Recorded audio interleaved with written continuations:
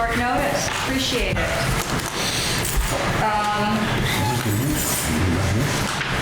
Today's topic is going to be on the tentative budget for 1920, and let me emphasize the word tentative. Okay. So fiscal worked very hard in putting this together. Obviously, there will be a lot of changes, I'm sure, before adopted, but based upon the information we have, this is what I put together. The first part of the presentation is going to be highlights from the state budget governors, the May revise, the one he put out on May 9th. It is on their website. I just picked some items I thought that would be relevant for me to mention regarding the May revise. When we talk about the overall budget framework, the May revise maintained the governor's commitment to reducing state debt, paying down liabilities, building reserves, and allocating spending to one-time initiatives. It deposits an additional $1.2 billion into the rainy day fund, bringing the total reserves to $16.5 billion for 1920. It also deposits $389 million to the proposed Proposition 98 funds in the public schools stabilization account. The May revise also leaves the governor's January proposal for community colleges largely unchanged. There's a few minor tweaks in it. Don't forget, this is just the governor's proposal. It still needs to be signed into legislation, but this is what we use as our framework when we build the budget. The May revise includes lower property tax revenues are offset by the higher general fund accounts. The May revise makes the first time a transfer to public school system stabilization account, the new state reserve for schools and community colleges, and they're transferring or proposed to transfer $389.3 million.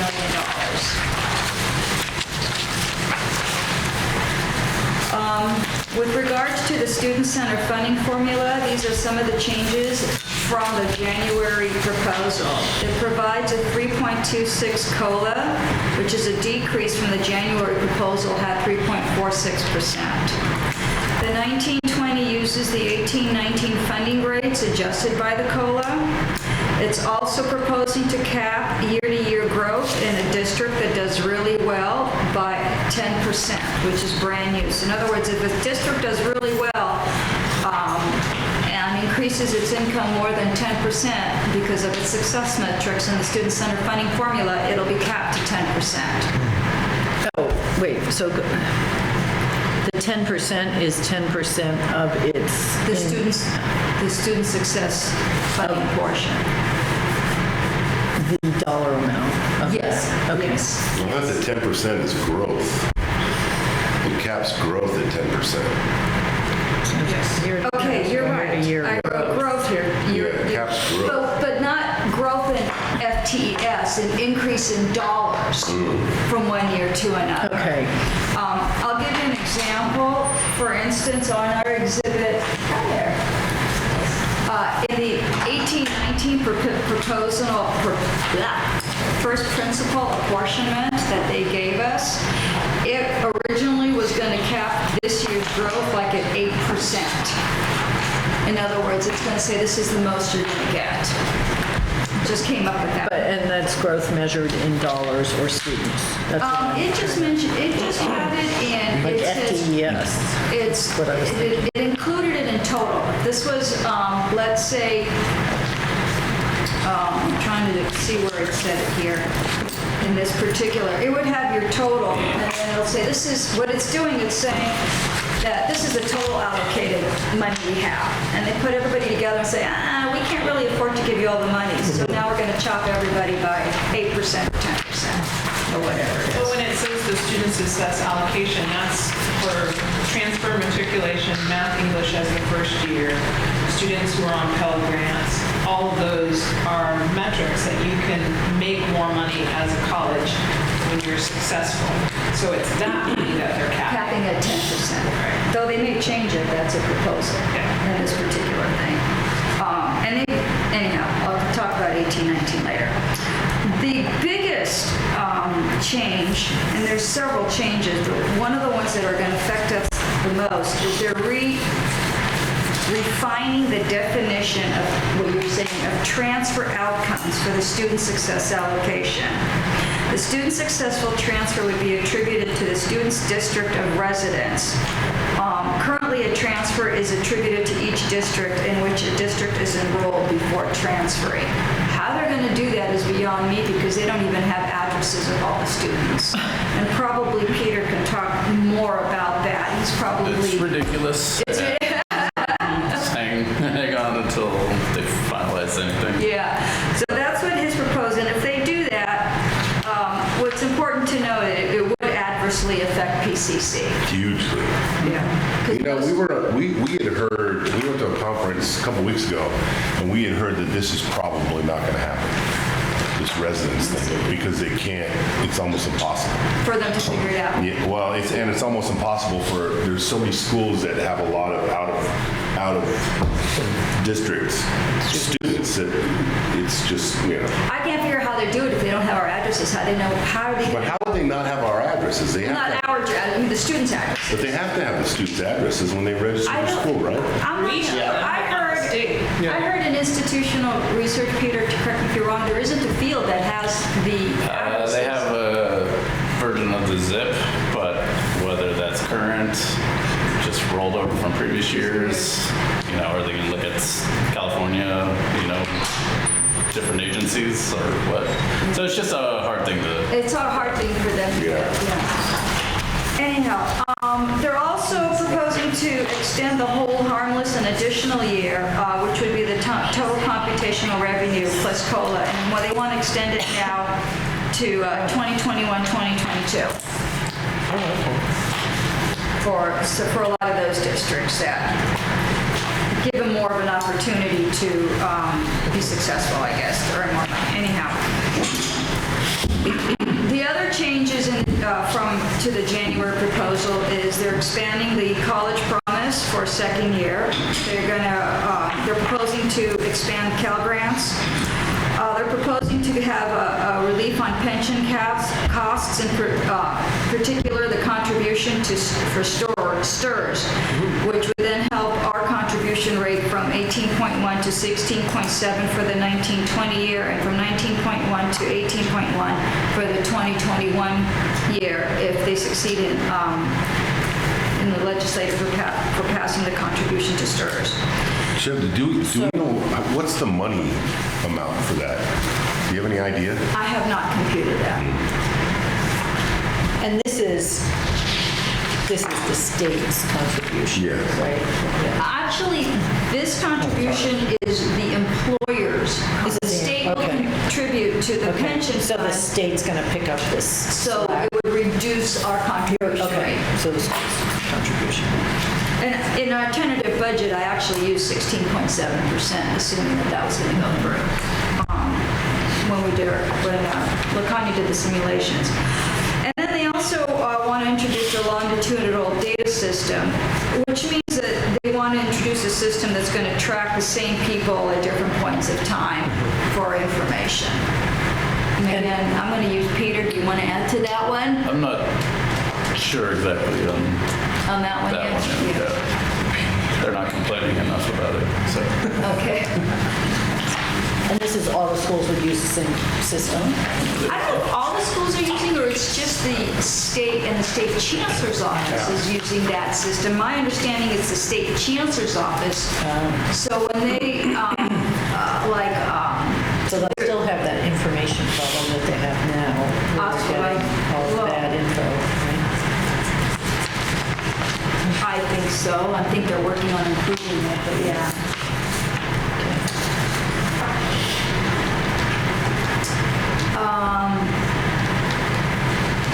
For 1819, I wanted to discuss a little bit about the apportionment shortfall. Under the governor's May revise, he estimates the revenue would be sufficient to cover the 1819 total computational revenue, which means that they really didn't do anything with the legislature for that. They didn't propose impose any bills.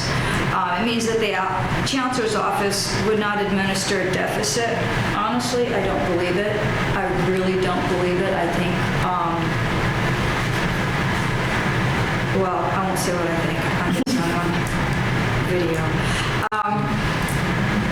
And you'll see in the next slide, P1 had assumed a deficit of $228 million, by the way, which hit us about $7.2 million. The governor's proposal reduces the 18-19 apportionment, the deficit, by reducing the transfer counts for the student success allocation by $49 million and assumes a higher revenue of $178 million. And I'll kind of show you the next slide what they're looking at. As in any year, the final budget could include a general apportionment shortfall, particularly if the governor and the legislature do not make changes to the student center funding formula or if the offsetting revenues do not materialize. So I took a snapshot of what was in the revise. And if you look, I don't really have a line there, but the computational revenue, if they change the definition of transfers, would save about $49 million. But the biggest hit, or the biggest, not hit, the biggest, I don't know how you call it, the biggest change that they're anticipating for 18-19 is the additional available resources on that bottom line. They think they're going to come in with more income, which means that there'd be another $178 million or $1 billion for distribution. Well, not billion, 178 million, which was 228 million in total. And where do they think they're getting? They think through taxes, they're anticipating higher income taxes and sales taxes, really. So they think there's going to be more money available to distribute. We wouldn't see that anyhow until after year end, if we even see it. And what we had in our apportionment was, I'm just going to kind of read you some numbers. I didn't put up there. Our calculated revenue was 146 million in apportionment, 146.5 million. And then they did what's called a constrained computational revenue, meaning that for all districts in 18-19, they would not give you anything higher than 8.13 increase over 17-18. So even though we would have computed as 146.5 million with the constraint, the most we would get in computational revenue is 145.3 million. So they already chopped it by 1.2 million. But then they said they didn't really have enough money for us, so then they pulled back another 7.2 million. Bottom line, the available resources for 18-19 after 10 or 11 months into the year was 139.5 million.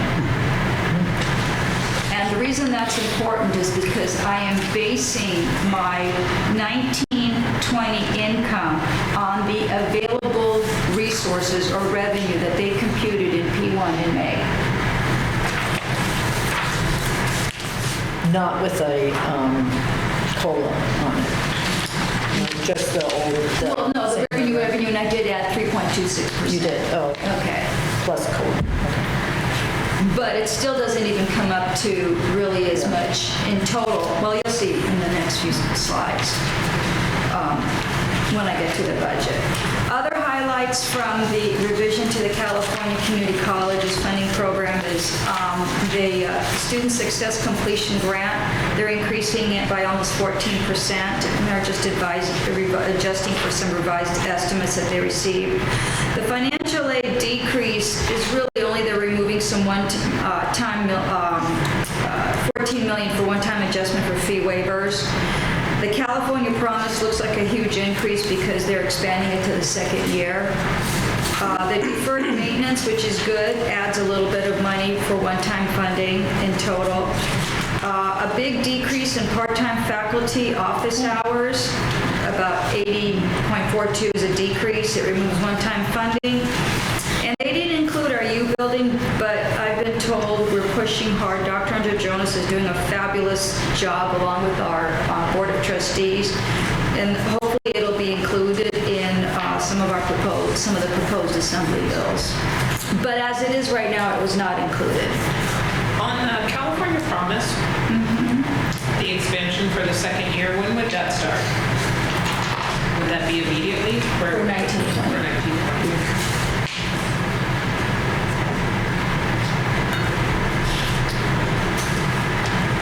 I gave or provided my general fund tentative budget for 1920. I did include $144 million in the state apportionment, which is a 3.26% increase, the COLA, over our available revenue in Exhibit C for the May revise. So I did add a little bit of income for that. Lottery is about the same, state mandated is about the same. Our non-resident tuition, you'll see my, I have another slide later that says the assumptions that are changed, has gone down. Salary and benefits, supplies, operating expenses, capital outlay. What I really decreased a lot was the other outgoing transfers, and I'll show you that in the next slide. But we're shooting for a balanced budget again with a total of $168.6 million. That's just a snapshot of what I'm proposing. The revenue assumptions, the changes from this year to next 3 year is the apportionment, as I mentioned. The 3.26% is about 4.5 million increased in revenue. I'm including the same computational shortfall for 18-19 as in 19-20, which is the 2.5 million reduction. So I'm offsetting the increase by some shortfall I'm anticipating. We have a reduction in non-resident tuition that I'm anticipating. We had a huge decrease this year, and I'm assuming that same decrease for next year consistently. And then the big reduction, they're giving us about $1 million less in state apportionment for part-time faculty revenue. So the total projected reduction in revenue from 18-19 adjusted budget to the 19-20 tentative budget is about $1 million.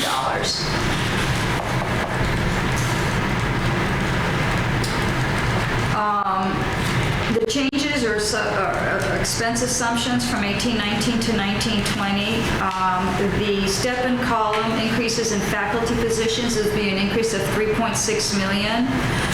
We have 15 new positions for FON that we had to include in there. We have step and column increases, and the increase in benefits, the contribution rates for the PERS and STIRS. All of that's about 3.6 million more for next fiscal year projected over this year adjusted budget. I'm hoping for a decrease in general operating expenses of about 1.7 million and a decrease in the transfer in funds, meaning transfer funds from the general fund to other funds. The biggest transfer we normally have is to capital projects. Last year we transferred $3.6 million from the general fund to capital projects to fund the U building. Our share, that was going to be in Fund 41. I did not include any of that in this year's transfers. I'll put 500,000 basically. There's another transfer schedule. You'll see where I put some transfers in there. So in order to meet the reduction in revenue, I'm hoping that we have a reduction in expenditures by $1 million so we can have a balanced budget. So where do you think the decrease in the general operating expenses will come from? How are we going to achieve that 1.7? Just, we had a lot of one-time expenditures this year for capital outlay, computers, a lot of implementations that we did.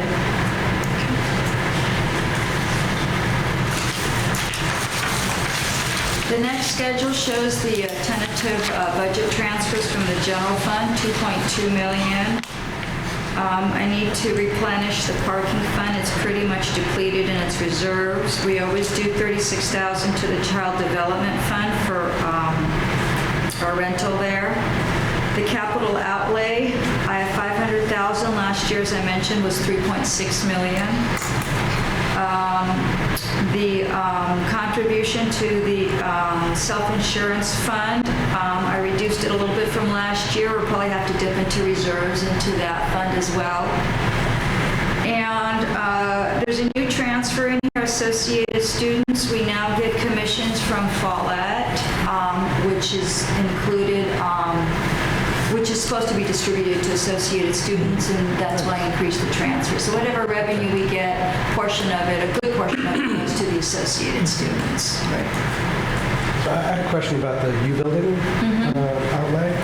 How much will be encumbered? I thought the number was something like 10 million is what we were going to carry in terms of what was it described as, all the fixtures and all the little design features inside the building? That was what was projected, 10 to 12 million shortfall. And in the past, we had contributed to that fund, assuming that we would go with the U building. So this would bring us to 4.1 into that fund? That 500,000 is really not, I haven't really specifically allocated it for anything. Okay. It's usually for just general stuff. I think once it's a go, and if we do get any of that extra money that we said, I would probably have to allocate quite a bit to the U building. Okay. So it's all fungible at this point? Yeah. Okay. And we have a new VP starting next week, so they can make the decisions. So let them do it. All right. The next slide, a little small, is just a snapshot of the summary of funds for 2019 and 20 tentative budget. For instance, if you look at the capital outlay fund, some of the projects that we had allocated money for this year, we had not really completed it, so we still have quite a bit in reserves, which is $9 million by the end of next year. Most of it would be depleted down to $5.4 million, and if the U building kicks into play, that would even go further down. What's in Fund 41 there? For Fund 42 is our Measure P. It's probably, although I left 42,000 in there, it's probably going to be pretty much either all used up, or if there's any money left over and we don't do projects, it's going to be for contingencies on prior construction, if we leave any money in there. Again, that has to be decided between the next EVP and our Executive Director of Facilities and what we're going to do there. And then we have a Citizens Oversight Committee, which would be deciding what to do. But there's only $2 million left in that fund, left over there. Our Capital Service Fund, Fund 29, that was to fund when we went into, it was a capital financing fund. It was meant to fund when we moved to Banner, and we had a lot of money in there. That's pretty much depleted and all paid for. It was a lease, a long-term lease. Fund 59 used to be our LifeScan fund. We don't really have a LifeScan place anymore in Foothill, so that fund's going to close out. Our Fund 64, I'm just giving you some highlights and jumping around here. The OPEB fund, most of that money has already been sent to an irrevocable trust where we're accumulating interest, so it's down to $400,000. We do have some money that I haven't sent over yet for the PERS STIR Stabilization Fund. That was Fund 69. And then you'll see what the irrevocable trusts that we have for both the PERS and the Pension Stabilization Fund. There's about 10, there's going to be more money in there, but give or take, there's about 10.5 million in OPEB and 4.2 should be in the STIRS PERS Stabilization Fund, which we can use if we need to.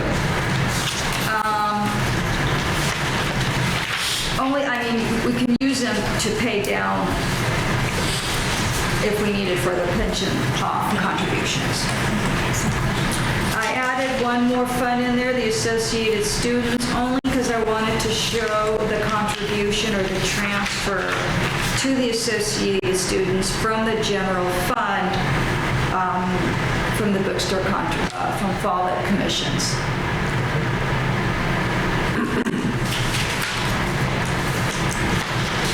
Did they spend $660,000 last year? The transfer, the 660? Oh, that's the transfer, okay. The transfer is the 360, I'm increasing that. That's coming from our general fund. I'm projecting that for next year. You're asking about the Right. 660 Yeah, what's the index. 660,000? Is that what the students Don't spend? they spend? That is, I'm gonna have to research that. Because that doesn't make It sense. seemed pretty high, but well, let's put it this way. I'm projecting that if we give them an extra 360,000, they're gonna spend it all. Yeah, okay. Usually it's whatever they earn, they spend. So in other words, if they only had 300, they would have spent 300. But if we're going to give them 360, I they'll see. figure out a way to spend it. But I'm not sure. It could be scholarships or whatever. Okay. I'm not sure exactly. So that's what you're they're spending. anticipating they're going to spend, the 360 and the 300, not last year's expenditures? That's correct. Okay. Just based upon what that instinct you give them, they'll spend it. The income is what they pay. The income. Is that what you're saying? Any questions on the fund schedule here? You know, the revenue assumption changes. What is the reduction to part-time faculty revenue? $1 million? Yeah. Spent last year, but it's, that's that number. Is that the amount, is that the money the state gives that's supposed to go toward parity? Oh, it is? Way down. Really? 1.5 million to 500,000. 500,000 for us or 500,000 for the? Our share. It's 500,000? Okay. What about office hours? Was there? It's pretty small, those dollars, and I don't know what, off the top of my head, I don't have it with me. I think that was supposed to be, I could look, did you want me to send it to you? there was a decrease, 80% decrease in the original proposition for the budget, right? It's not an 80% decrease in what it is. I'm sorry, what are you looking? Part-time faculty office hours, yeah. So what time? Slide 7. That's on I have it up there. highlights from Meridian. Yeah, that's why ours went down $1 million. There was an 80% decrease from,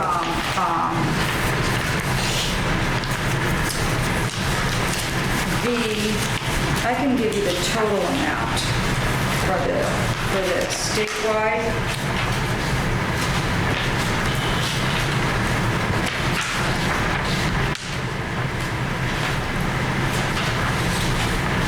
I see it here. I will.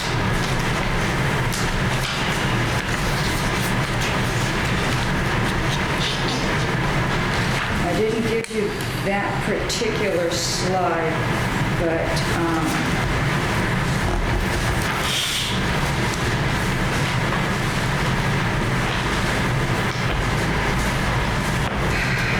it's on tape. If you look on the state chancellor's office, the update on governor's May revise on May 9 on page 9, and I'll just show Dion, and I can show it to you. The part-time office hours went down 80%.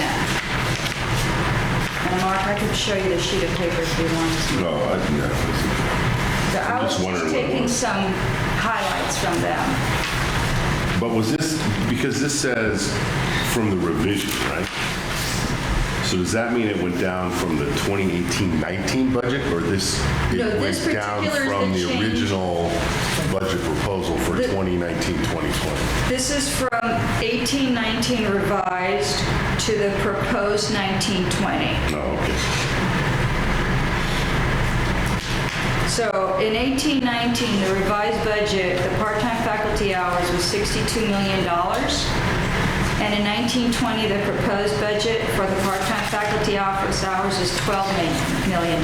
So it went from 62 to 12. It decreased $50 million or 80% reduction. And how did that impact PCC? My projection is better. We get about 2% of that. Yeah.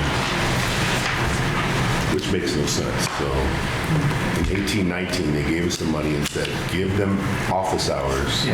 But in 1920, we're not going to pay you for that. Thanks. Do you really think a lot of this makes sense? Sorry. None of it does. They still haven't nailed down 1819 income, and we're almost at the end of the year. Are they saying when they'll have those numbers? After the year ends, or the end of June. They usually come up with it at the end of June when the law passes them though. But what really struck me is they didn't put anything into the legislature regarding the 1819 shortfall. They just said, oh, we'll have the money. We project it. But they may or may not, and I'm not counting on it. Not at this late of the game. I have a few questions on your summary of funds. On 41, you had capital outlay, right? You had an income of 903,000. Where does that income come from? I'm sorry, which one, Fund 41? Yeah. There are, thank you. There's some rentals, there's some interest, there's some rentals, some interest, and there is some money we're waiting for the state for reimbursements for, not measure, I can't think of it. It's not the U building, but there's some other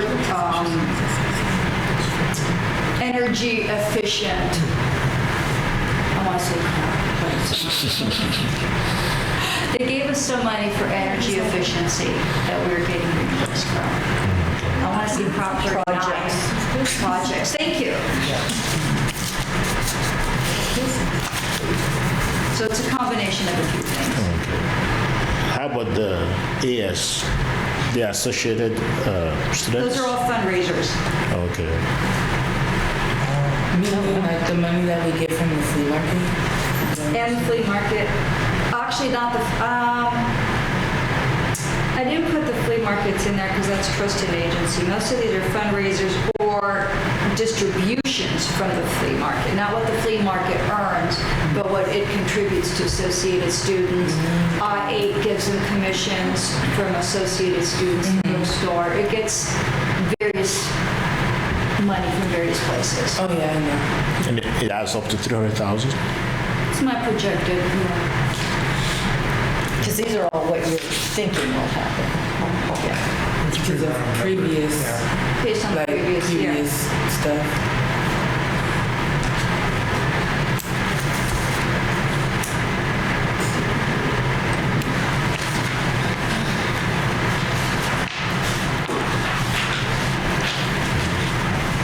And there was a number in here, you said the salaries were 88.2, is that right, percent of the... The percentage, you're talking, that's in, Yeah. the very, whoops. I went the wrong way. That's my snapshot right here. 4. Page 4, general fund tentative budget. Page 8. Or slide. Slide 8. Oh, yeah, okay. Is that what you're referring to? Oh, right, 88%. yeah. 88.2%? Yeah. That's the percentage of the total revenue or expenses, whichever way you want to look at it. Okay, It's so about it's that. all funds. Okay. Not all funds, this is general. General, oh, just general. Oh, yeah, general fund, right. it says General, that, right, yeah, it says general unrestricted, actually. that. Okay. Doesn't really include the restricted. The total computational revenue shortfall. So is that due to a lowering of Available resources for us. and that's based on what? I was using, based on 1819, since they took 7.2 million away from us. But it's not 7.2 million because they didn't really give all of, I didn't even budget all of that. Yeah, right, yeah. So I'm really basing it on the available resources for 18-19 as of P1. I'm hoping we get more. I did budget this very conservatively for tentative. So it's based on last year, but last year we also took 26 million and put it into reserve too, right? 26 million. That's our beginning reserve. Are you talking about the That general was the fund? beginning of Yeah. reserve of the general fund? And the ending. I'm hoping we're still going to break even. Okay. How much went into it last year? We didn't go into it at all. No, did we put any money into it last year? Are you talking about 17, Well, yeah. 18? Or are you talking about 18, 19 now? 18, 19. 18, 19 hasn't ended yet. So nothing's going in there yet. I don't think so, considering they really actually pulled 2.5 million from our adopted budget that I anticipated getting. Unless they reverse this in June, and if we do have a windfall, then it couldn't, they give it to us in June, you can't really spend it, it's just gonna go in. Or we transfer some to Fund 41, depending on what the VP and the president, superintendent wants to do. Are those trusts part of that 26 million? Which, The irrevocable trust? no, the 26 million is just the general fund. If you look at the fund balances, on the first line, that's the 26 million that she's Okay. referring to, and all the other funds have its own, you want to call it reserves. And does this presume essentially the same FTS as last year? Yes. Okay. So that has yet to play Good out. point, yeah. I'm hoping we can meet that, and I have not reduced our budget, assuming that we can keep it. Have you done the estimates of what that might look like at various levels of reduction? Not really. I know, that's harder to do, yeah. They have, FigMet has on the website our budget simulations that we Okay. could use. They had just updated it with the recent stuff, but they haven't updated it with the COLAs yet, Right. the correct COLAs. And since the information is so inconsistent based upon what we send up I there appreciate that. and what they have, I was utilizing them, and then I realized it was very, I would be way overestimating the budget, I think, on that. But again, that's why I say it was tentative. If the numbers come out different, I'm hoping adopted will come out much more beneficial to us, and then there would be more things we could do. Well, when will we find out when the FTS is finished for the year? For this year, it's I'm pretty sure it's the same, right? We're still getting summer enrollments though. What? Yeah, P2. P2, reallocation. we put in P2 exactly, we had no increase in P2 for 18-19. I've had no discussion with Terry or Summer's got to play out. Crystal. Yes. Yeah, summer's still got to play out, but we'll borrow enough to just meet base, I'm sure. Yeah, they're not anticipating going for any growth. Yeah, and I don't think there'll be any growth next year. I haven't heard otherwise yet.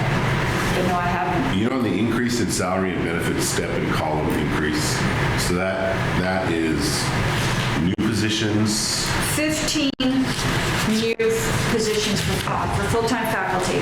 15? 15. That's almost $2 million worth with salary benefits. And so the other 1.6 is PERS and step STIRS. increases? Yeah, step increases and PERS and STIRS contribution increases. So you're assuming we're not going to get a raise? In the tentative budget, I assumed no salary increases because I could barely make it as it was. So when they tell us they have no money for raises, we're going to say, you got that one, Jim. You can blame me at the moment for it until the state chancellor's office proves Until they mysteriously find that pot of money at the end of the year. Yes. And Every year. Jeez, we found this money. I don't know where this was. Check out our couch, man. and for 19, 20. Yeah. That's so good. Yeah, that just happened. They really screwed us with saying that here, work really hard, do all this stuff. And we did really well in our metrics. And then says, oh, by the way, we miscalculated how much money we needed. So everybody has to pull back now 8.13%. That's a lot. No, it's even not even, it was 5%. It was just the max would have been in that pot, 8.13% pullback. But anyhow, it was, they took back from everybody 5%. Except for those that they from January. Right. From January. Yeah.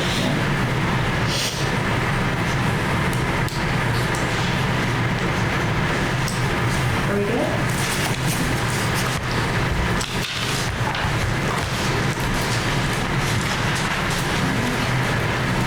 That's all I have.